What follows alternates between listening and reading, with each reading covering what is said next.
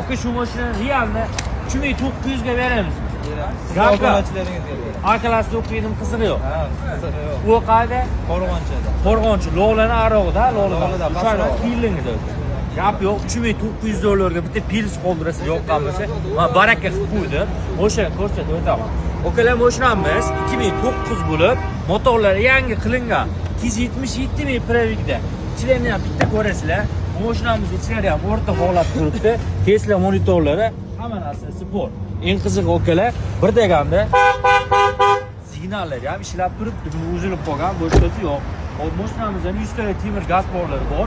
To'rtta bo'lon yaxshi holatda. Bitta sizga o'shtagan, aynan sizga o'shtagan bitta shopir kerak bo'ldi.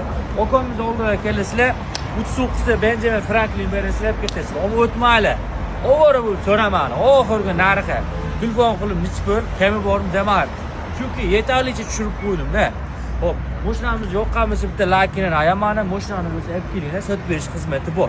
7 ga 24 aloqa qilib kelaverasizlar. Oka xursandmisiz? 3900 berib ketishadi. Kelganda yo sotmasdi, adashib gapirimman, boshqa gaplar bo'lmaydi-a? Tamam. Bittadan layk ayamani. Realni. Gaz bo'ladi.